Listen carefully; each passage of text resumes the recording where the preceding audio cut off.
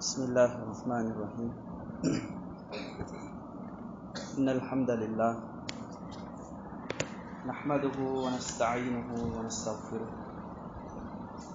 ونعوذ بالله من شرور أنفسنا ومن سيئات أعمالنا من يهده الله فلا مضل له ومن يضلل فلا هادي له أشهد أن لا إله إلا الله وحده لا شريك له وأشهد أن محمدا عبده ورسوله أما بعد அன்பின் இஸ்லாமிய சகோதரர்களே, அல்லாஹ்வின் நல்லடியார்களே, வாரந்தோறும் ரியாது சாலிஹீன் என்ற நூலுக்கான விளக்க உரையை நாம் பார்த்து வருகின்றோம். வழமையாக செவ்வாய்க்கிழமைகளில் நடைபெறக்கூடிய இந்த வகுப்பு நேற்று நடைபெறாததன் காரணமாக அந்த வகுப்பு இன்று நடத்தப்படுகிறது. கடந்த வாரம் நடைபெற்ற வகுப்பிலே நாம் ரியாது சாலிஹீன் என்ற நூலிலே இடம்பெறக்கூடிய முதலாவது ஹதீஸை ஆரம்பித்து வைத்தோம். அதாவது இன்னமல் அமாலு பின்னியாத் என்று வரக்கூடிய முதலாவது ஹதீஸை நாங்கள் ஆரம்பித்து வைத்தோம். அந்த ஹதீஸை உங்களுக்கு குறிப்பிட்டதன் பின்னால் அந்த ஹதீஸுடைய அறிவிப்பாளராகிய உமர் இப்னுல் ஹத்தாப் ரலியல்லாஹு அன்ஹு அவர்களை பற்றி நாங்கள் சில வரலாற்று குறிப்புகளை பார்த்தோம். அவர்களுடைய வாழ்க்கையோடு சம்பந்தப்பட்ட சில தகவல்களை, வரலாற்று குறிப்புகளை பார்த்தோம். அதில் மிக முக்கியமாக உமர் ரலியல்லாஹு அன்ஹு அவர்கள் இஸ்லாத்தை ஏற்றுக்கொள்வதற்கு காரணமாக இருந்த சில நிகழ்வுகள் தொடர்பாக அறிவிக்கப்படக்கூடிய சில செய்திகளை குறிப்பிட்டோம். அந்த செய்திகள் அனைத்துமே பலவீனமானது. அதாவது உமர் ரலியல்லாஹு அன்ஹு அவர்கள் இஸ்லாத்தை ஏற்றுக்கொள்வதற்கு காரணமாக அமையக்கூடிய அந்த நிகழ்வுகள் தொடர்பாக வரக்கூடிய எல்லா செய்திகளுமே பலவீனமானது என்ற விடயத்தை பார்த்தோம். அதே போன்று உமர் ரலியல்லாஹு அன்ஹு அவர்கள் இஸ்லாத்தை ஏற்றுக்கொள்ள வேண்டும் என்பதற்காக நபி ஸல்லல்லாஹு அலைஹி வஸல்லம் அவர்கள் அல்லாஹ்விடத்தில் கேட்ட துஆ, பிரார்த்தனை என்ன என்பதையும் சென்ற வகுப்பிலே பார்த்தோம். அதே போன்று உமர் ரலியல்லாஹு அன்ஹு அவர்களுக்கு நபி ஸல்லல்லாஹு அலைஹி வஸல்லம் அவர்களால் சொல்லப்பட்ட சிறப்புகள் என்ன என்பதையும் சென்ற வகுப்பிலே நாங்கள் பார்த்தோம். அதனுடைய தொடரிலே இன்ஷா அல்லாஹ் இன்றைய வகுப்பிலும் உமர் ரலியல்லாஹு அன்ஹு அவர்களை பற்றிய இன்னும் சில குறிப்புகளை நாங்கள் பார்ப்போம். அந்த அடிப்படையில் உமர் ரலியல்லாஹு அன்ஹு அவர்களுடைய குடும்பத்தை பற்றிய சில சுருக்கமான தகவல்களை பார்ப்போம். அவர்களுடைய உடன் பிறந்தவர்கள் யார் என்று சொன்னால் ஸைத் இப்னுல் ஹத்தாப் ரலியல்லாஹு அன்ஹு, ஸைத் இப்னுல் ஹத்தாப், அதே போன்று ஃபாத்திமா பின்துல் ஹத்தாப் ரலியல்லாஹு அன்ஹா. இவர்களை பொறுத்தமட்டில் இவங்க யார் என்று சொன்னால் உமர் ரலியல்லாஹு அன்ஹு அவர்களோடு உடன் பிறந்தவர்கள். அதே போன்று இவருடைய மனைவிமார்களை பொறுத்தமட்டில், அதாவது ஜாஹிலியா காலம் இஸ்லாத்தை ஏற்றுக்கொண்ட பிறகு மொத்தமாக 7 பெண்களை திருமணம் செய்திருக்கிறார்கள். அதாவது திருமணம் செய்தவர்களும் தான், இவரால் தலாக் சொல்லப்பட்டவர்களும் தான், மொத்தமாக சேர்த்து 7 பெண்களை திருமணம் செய்திருக்கின்றார்கள். தலாக் சொல்லப்பட்ட பெண்களும் அவர்களையும் சேர்த்து. இவர்களுடைய பெயர்களை பொறுத்த மட்டில் கரீபா பின்த் அபி உமையா என்ற ஒரு மனைவி, உம்மு குல்தூம் என்ற ஒரு மனைவி, ஜைனப் பின்து மதுஊன் என்ற ஒரு மனைவி, ஜமீலா பின்து சாபித் என்ற ஒரு மனைவி, அதே போன்று உம்மு ஹக்கீம் பின்துல் ஹாரிஸ், அதே போன்று ஆத்திகா பின்து ஸைத், அதே போன்று அலி ரலியல்லாஹு அன்ஹுடைய மகள் உம்மு குல்தூம். இவர்கள் அனைத்துமே உமர் ரலியல்லாஹு அன்ஹு அவர்களுக்கு மனைவியாக இருந்திருக்கின்றார்கள். இவர்களில் உமர் ரலியல்லாஹு அன்ஹு அவர்களால் தலாக் சொல்லப்பட்டவர்களும் இருக்கின்றார்கள்.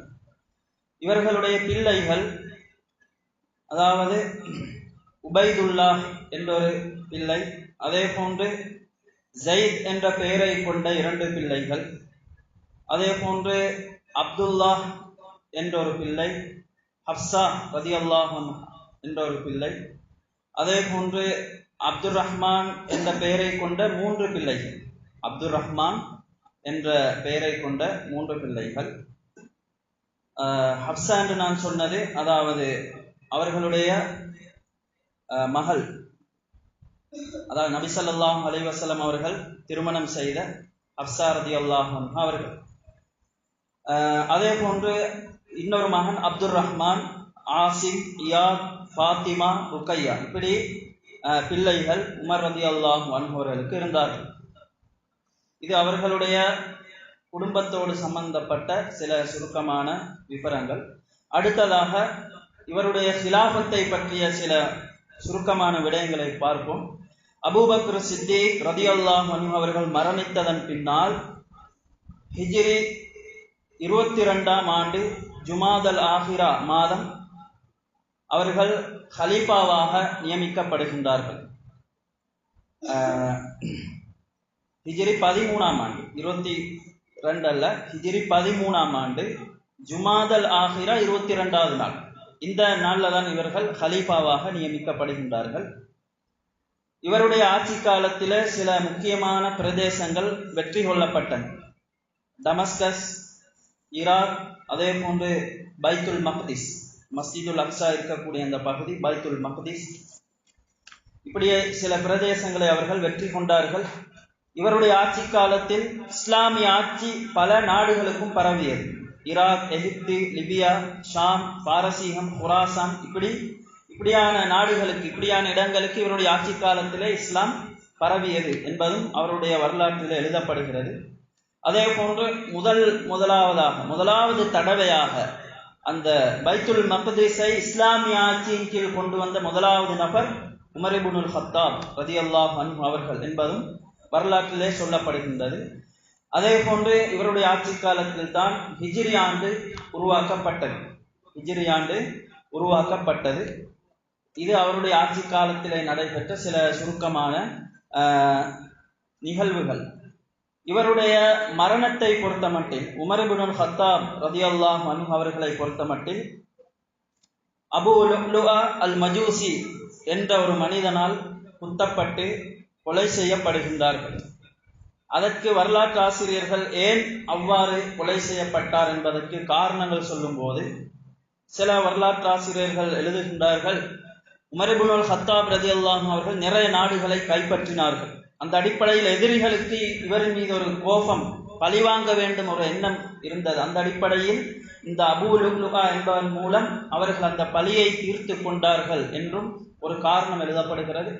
இன்னொரு காரணம் சொல்லப்படுகிறது, அதாவது முகைரத் இப்னு ஷுபா ரலியல்லாஹு அன்ஹு என்ற ஒரு நபித்தோழர் என்ன செய்கிறார், அதாவது இந்த அபூ லுஅலுஅ அல் மஜூசி என்பவரை உமர் ரலியல்லாஹு அன்ஹு அவர்களுக்கு சேவை செய்வதற்காக அனுப்புகிறார். இந்த அபூ லுஅலுஅ அல் மஜூசி என்பவன் அதாவது நல்ல திறமையான வேலைகளை செய்யக்கூடிய, தச்சனாக இரும்பு வேலை செய்யக்கூடிய ஒரு மனிதராக இருந்தார். அந்த அடிப்படையில் உமர் ரலியல்லாஹு அன்ஹு அவர்களுக்கு சேவை செய்வதற்காக முகைரா ரலியல்லாஹு அன்ஹு உமர் ரலியல்லாஹு அன்ஹு அவர்களுக்கு இந்த அபூ லுஅலுஅ என்பவரை அனுப்புகிறார்.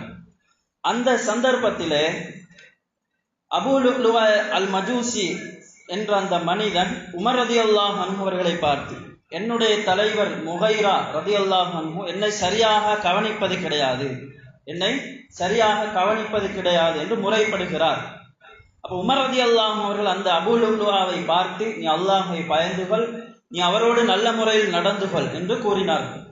இதனால் அபூ லுஅலுஅ கோபம் அடைகிறார். உமர் ரலியல்லாஹு அன்ஹு அவர்களுக்கு எண்ணம் இருந்தது, எப்படியாவது முகைரா ரலியல்லாஹு அன்ஹு அவர்களிடம் பேசி இவரை சிரமப்படுத்தக்கூடாது என்று பேசுவதற்கு ஒரு எண்ணம் இருந்தது.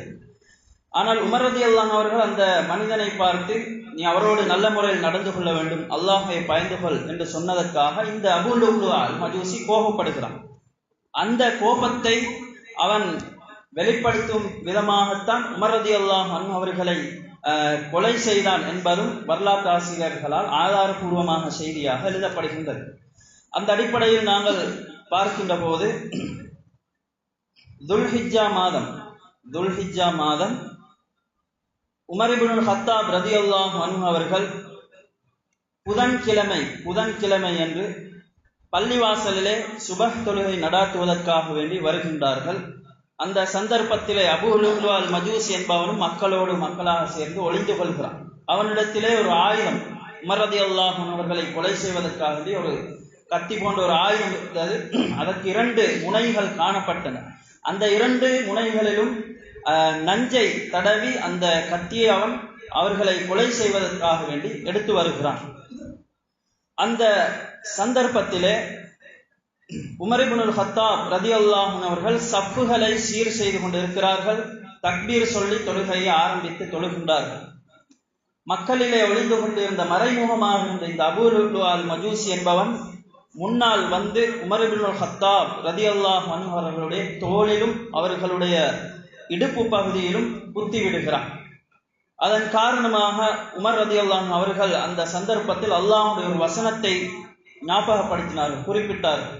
வகான அம்ருல்லாஹி கதரம் மக்தூரா, அல்லாஹ்வுடைய விடயம், அல்லாஹ்வுடைய காரியம் அது நடந்தாகும், அது கலாக்கதிரிலே இருக்கின்றது, அது நடந்துதான் ஆகும் என்ற வசனத்தை அவர்கள் அந்த சந்தர்ப்பத்திலே கூறுகின்றார்கள். உமர் ரலியல்லாஹு அன்ஹு அவர்களை குத்திவிட்டு அந்த அபூ லுஅ்லுஅ என்பவன் மக்களையும் தாண்டி கொண்டு மக்களுக்கு நடுவால் அப்படியே ஓடிவிடுகிறான். யாரெல்லாம் முன்னால் வருகின்றார்களோ அவர்களையும் குத்தி கொண்டு அவர்களையும் கத்தியால் கிழித்து கொண்டு அப்படி அவன் ஓடிவிடுகிறான். அந்த சந்தர்ப்பத்தில் கிட்டத்தட்ட ஒரு 13 மனிதர்களை அவன் குத்தி விடுகிறான். அதிலே 6 சஹாபாக்கள் 6 நபர்கள் மரணித்ததாக சொல்லப்படுகிறது.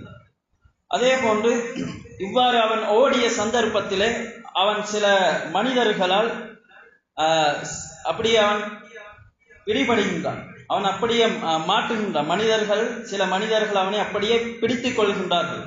அந்த சந்தர்ப்பத்திலே நான் மாட்டிக்கொண்டு விட்டேன் என்பதை அறிந்து கொண்ட அவன் அப்படியே தற்கொலை செய்து விடுகிறான் என்பதுதான் உமர் இப்னுல் ஹத்தாப் ரலியல்லாஹு அன்ஹு அவர்களுடைய இந்த சம்பவம் தொடர்பாக அறிவிக்கப்படக்கூடிய செய்தியாக இருக்கின்றது. அதற்கு பின்னால அப்துர் ரஹ்மான் இப்னு அவுஃப் ரலியல்லாஹு அன்ஹு அவர்கள் சுபஹ் தொழுவிப்பதற்காக வேண்டி முன்னே சென்று மக்களுக்கு தொழுகை நடாத்துகின்றார்கள். உமர் இப்னுல் ஹத்தாப் ரலியல்லாஹு அன்ஹு அவர்கள் அவருடைய வீட்டுக்கு எடுத்து செல்லப்படுகிறார்கள். இரத்தம் அதிகமாக வெளியேறியதன் காரணமாக அவர்களுக்கு மயக்கம் ஏற்படுகிறது. அதிகாலை விடிந்ததன் பின்னால் கண் விழிக்கின்றார்கள். மக்கள் எல்லாம் தொழுதுவிட்டார்களா என்று கேட்கின்றார்கள். அப்பொழுதுதான் மக்கள் எல்லாம் தொழுது விட்டார்கள் என்று சொல்லப்படுகிறது. அப்பொழுது அவர்கள் சொன்னார்கள், யார் தொழுகையை விடுகின்றாரோ அவருக்கு இஸ்லாமே கிடையாது என்று. அந்த சந்தர்ப்பத்திலே உமர் ரலியல்லாஹு அன்ஹு அவர்கள் சொல்லிவிட்டு உழு செய்துவிட்டு அவர்கள் சுபஹை தொழுதார்கள். அந்த சந்தர்ப்பத்திலே உமர் ரலியல்லாஹு அன்ஹு அவர்களை பற்றி மனிதர்கள் புகழ்ந்து அவருடைய நல்ல காரியங்களை, அவருடைய நல்ல பண்புகளை, அவருடைய நல்ல சேவைகளை பற்றி புகழ்ந்து பேசிக் கொண்டிருந்தார்கள்.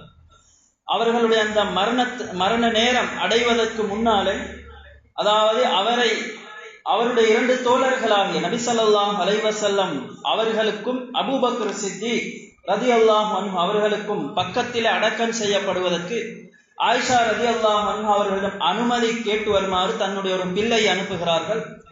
அங்கே அந்த பிள்ளை ஆயிஷா ரலியல்லாஹு அன்ஹா அவர்களிடம் சென்ற போது ஆயிஷா ரலியல்லாஹு அன்ஹா அவர்கள் அழுது கொண்டிருக்கின்றார்கள். அந்த சந்தர்ப்பத்தில் அனுமதி கேட்கின்றார்கள். நபி அவர்களுக்கு பக்கத்திலே எனது தந்தையை அடக்கம் செய்ய உங்களிடம் அனுமதி கேட்கிறார் என்று சொன்ன போது ஆயிஷா ரலியல்லாஹு அன்ஹா அவர்கள் அனுமதி கொடுக்கின்றார்கள். உமர் இப்னுல் ஹத்தாப் ரலியல்லாஹு அன்ஹு அவர்கள் மரணித்த போது அவர்களுக்காக வேண்டி மஸ்ஜிதுன் நபவியிலே ஜனாசா தொழுகை நடாத்தப்படுகிறது. சுஹைப் ரூமி ரலியல்லாஹு அன்ஹு அவர்கள் தான் இவருக்காக வேண்டி ஜனாசா தொழுகை நடாத்துகின்றார்கள். நபி ஸல்லல்லாஹு அலைஹி வஸல்லம் அவர்களுக்கும் அபூபக்கர் சித்திக் ரலியல்லாஹு அன்ஹு அவர்களுக்கும் பக்கத்திலே அவர்கள் அடக்கம் செய்யப்படுகின்றார்கள். அதாவது துல்ஹிஜ்ஜா மாதம் 26வது நாள் ஹிஜ்ரி 23ஆம் ஆண்டு இவர்கள் மரணிக்கின்றார்கள். இது உமர் இப்னுல் ஹத்தாப் ரலியல்லாஹு அன்ஹு அவர்களுடைய மரண செய்தியோடு சம்பந்தப்பட்ட சில சுருக்கமான வரலாற்று குறிப்புகளாகும். அடுத்ததாக நாங்கள் ஹதீஸுடைய ஆரம்ப பகுதிக்கு வருவோம். ரியாது சாலிஹின் என்ற நூலிலே இடம்பெறக்கூடிய முதலாவது ஹதீஸ் சென்ற வாரம் நாங்கள் வாசித்து அதனுடைய பொருளையும் கூறினோம். நபி ஸல்லல்லாஹு அலைஹி வஸல்லம் அவர்கள் கூறுகின்றார்கள், இன்னமல் அமாலு பின்னியாத், நிச்சயமாக செயல்கள் அனைத்துமே எண்ணங்களை பொறுத்தே அமையும் என்று நபி ஸல்லல்லாஹு அலைஹி வஸல்லம் அவர்கள் கூறுகின்றார்கள். அதாவது செயல்களை பொறுத்த மட்டில் அதனுடைய நீயத், அதனுடைய எண்ணம் எப்படியோ அதை வைத்து அல்லாஹ் கூலி கொடுப்பான். அந்த எண்ணம், அந்த நீயத் எப்படி இருக்குமோ அதை வைத்து தான் அந்த செயலுக்குரிய ரிசல்ட் வெளியாகும், முடிவு வெளியாகும் என்பதை நபி ஸல்லல்லாஹு அலைஹி வஸல்லம் அவர்கள் எங்களுக்கு குறிப்பிடுகின்றார்கள். அப்ப இதன் மூலம் நாம் விளங்கிக் கொள்ளக்கூடிய ஒரு விடயம் என்னவென்றால், ஒரு புத்தியுள்ள மனிதன் எதை செய்வதாக இருந்தாலும் ஏதாவது ஒரு நீயத்தோடு தான் செய்வான். எந்த ஒரு மனிதனும் நீயத் இல்லாம, எண்ணம் இல்லாம எந்த ஒரு செயலையும் செய்ய மாட்டான். ஒரு புத்தியுள்ள மனிதன் எதை செய்வதாக இருந்தாலும் ஏதோ ஒரு நோக்கத்துக்காக, ஏதோ ஒரு நீயத் அடிப்படையில தான் அவன் அந்த காரியத்தை நிறைவேற்றுவான். அந்த நீயத்தை பொறுத்து தான் அதற்குரிய ரிசல்ட், அதற்குரிய கூலியையும் அல்லாஹ் தஆலா வழங்குவான் என்பதையும் இந்த ஹதீஸிலிருந்து நாங்கள் புரிந்து கொள்ளலாம். ஆனால் இந்த நீயத்தை பொறுத்த மட்டில் ஆட்களுக்கு எப்ப வித்தியாசப்படும். சில நேரம் வானம் பூமிக்கும் இடைப்பட்ட தூரம் அளவுக்கு கூட மனிதர்களுக்கு இடையிலான நீயத்துகள் வித்தியாசப்படக்கூடிய ஒரு நிலைமையை நாங்கள் பார்க்கிறோம். 2 மனிதர்கள் தொழுது கொண்டிருப்பார்கள். ஒருவர் அல்லாஹ்வுக்காக தொழுவார், இன்னொருவர் முஹஸ்ஸிதிக்காக தொழுவார். 2 பேருடைய தொழுகையும் ஒன்றுதான். தக்பீர் கட்டி சலாம் கொடுக்கும் வரைக்கும் 2 பேருடைய தொழுகையும் ஒன்றுதான். ஆனா நீயத் வித்தியாசம். ஒருத்தருடைய நீயத் என்ன, அல்லாஹ்வுக்காக நான் தொழுகிறேன். இன்னொருத்தருடைய நீயத் என்ன, மக்கள் பார்க்க வேண்டும் என்பதற்காக நான் தொழுகிறேன். அப்ப அல்லாஹ் அந்த நீயத்தை வைத்துதான் அந்த தொழுகையுடைய ரிசல்ட், கூலியை கொடுப்பான். யார் அல்லாஹ்வுக்காக தொழுதாரோ அவருக்கு அதுக்குரிய கூலி கிடைக்கும். யார் மக்கள் புகழ வேண்டும் என்பதற்காக தொழுகிறாரோ அதுக்குரிய கூலியும் அது அவருக்கு கிடைக்கும் என்பதையும் நாம் விளங்கிக் கொள்ளலாம். அந்த ஹதீஸுடைய அடுத்த வாசகமாக நபி அவர்கள் சொன்னார்கள், வ இன்னமா லிகுல்லி இம்ரிஇம் மா நவா, ஒவ்வொரு மனிதருக்கும் அவரவர் நாடியது தான் கிடைக்கும். ஒவ்வொரு மனிதருக்கும் அவரவர் நாடியது தான் கிடைக்கும். என்ன நியத்தில் அந்த அமலை செய்வாரோ அதுதான் கிடைக்கும்.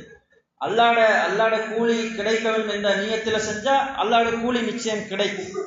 உலக லாபங்களுக்காக, உலக நோக்கங்களுக்காக அதை செஞ்சா, அந்த அமலை செஞ்சால் அவர் எதிர்பார்த்த உலக நோக்கங்கள், உலக லாபங்கள் சில நேரம் கிடைக்கும், சில நேரம் கிடைக்காமல் இருக்கும் என்பதையும் நாங்கள் புரிந்து கொள்ள வேண்டும். ஏனென்றால் அல்லாஹ் தஆலா அல் குர்ஆனில் குறிப்பிடுகின்றான், எப்படி, மன்கான யுரீதுல் ஆஜிலத்த, யார் இந்த உலகத்துடைய லாபத்தை எவரெல்லாம் விரும்புகின்றார்களோ அஜ்ஜல்னா லஹு ஃபீஹா மா நஷா, அவருக்கு அதை நாங்கள் கொடுப்போம். ஒருத்தர் ஒரு அமலை செய்கிறார், எதற்காக, உலக நோக்கம் ஒன்றுக்காக, உலக லாபம் ஒன்று அடைவதற்காக ஒரு இபாதத்தை செய்கிறார்.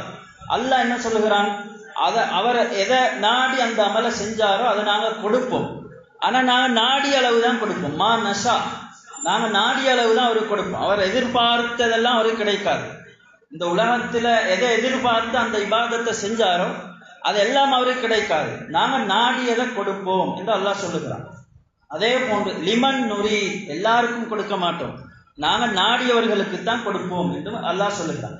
அப்போ ஒருத்தர் ஒரு புகழுக்காக ஒரு இபாதத்தை செய்வார் என்று சொன்னால் சில நேரம் அந்த புகழ் கிடைக்கும், சில நேரம் அந்த புகழ் கிடைக்காது. ஆனால் அல்லாஹ்வுக்காக இபாதத்தை செஞ்சால் அல்லாஹ்வுக்குரிய கூலி நிச்சயம் கிடைக்கும் என்பதை அல்லாஹ் தஆலா சுட்டி காட்டுகிறான். அதே போன்று அல்லாஹ் சொல்லுகிறான், வமன் அராதல் ஆஹிரா, யார் மறுமையை நாடுகிறாரோ, மறுமைக்காக அமல் செய்கிறாரோ, வஸஅலஹா ஸஇயஹா வஹுவ முஃமின், ஈமான் கொண்டு அதற்காக முயற்சி செய்கிறாரோ, ஃபஉலாயிக கான ஸஇஹும் மஷ்கூரா, அவங்களோட முயற்சி பாராட்டத்தக்கது என்று அல்லாஹ் சொல்லுகிறான். இந்த வசனம் எதை சொல்லுகிறது, மறுமையை நோக்கமாக கொண்டு யார் அமல் செய்கிறாரோ அதற்குரிய கூலி நிச்சயம் கிடைக்கும். உலகத்தை நோக்கமாக கொண்டு எவர் அமல் செய்கிறாரோ அவருடைய நோக்கம் ஒன்றோ நிறைவேற்றப்படும் அல்லது நிறைவேற்றப்படாது. அதுவும் அல்லாஹ் நாடியவர்களுக்குத்தான் அதை நிறைவேற்றுவான், நாடிய அளவுதான் அல்லாஹ் நிறைவேற்றுவான் என்பதையும் அல்லாஹ் தஆலா சொல்லி காட்டுகிறான். எனவே இங்கே நாங்கள் பார்த்த இந்த ஹதீஸுடைய ஆரம்ப பகுதியுடைய சுருக்கம் என்னவென்று சொன்னால், நாங்கள் செய்யக்கூடிய அமல்களுடைய நீயத்தை பொறுத்து தான் அல்லாஹ் கூலி தருவான். அமல்கள் எல்லாம் வெளிப்படையில ஒன்றாகும், ஆனா மனசுல இருக்கக்கூடிய நீயத் வித்தியாசமாய், அந்த நீயத்தை வச்சுதான் அல்லாஹ் தஆலா எங்களுக்கு கூலி தருவான். யார் மறுமையை நோக்கமாக கொண்டு இபாதத் செய்கிறாரோ அவருக்கு நிச்சயம் கூலி கிடைக்கும். யார் உலகத்தை நோக்கமாக கொண்டு அமல் செய்கிறாரோ அந்த உலக நோக்கம் அவருக்கு கிடைக்கலாம், கிடைக்காமல் இருக்கலாம் என்பதையும் இந்த குர்ஆன் வசனம், இந்த ஹதீஸுடைய ஆதாரத்தை வைத்து நாங்கள் புரிந்து கொள்ளலாம். இன்ஷா அல்லாஹ் இந்த ஹதீஸுடைய இன்னும் சில பகுதிகள் இருக்கின்றன. அடுத்தடுத்த வகுப்புகளிலே அதனுடைய விளக்கங்களை பார்ப்போம். நாம் எவற்றை கேட்டோமோ படித்தோமோ அவற்றையும் வாழ்வில் செயல்படுத்துவதற்கும் மற்றவர்களுக்கு அதை சொல்வதற்கும் அல்லாஹ் தஆலா எம் அனைவருக்கும் அருள் பாலிப்பானாக. வல்ஹம்துலில்லாஹி ரப்பில் ஆலமீன்.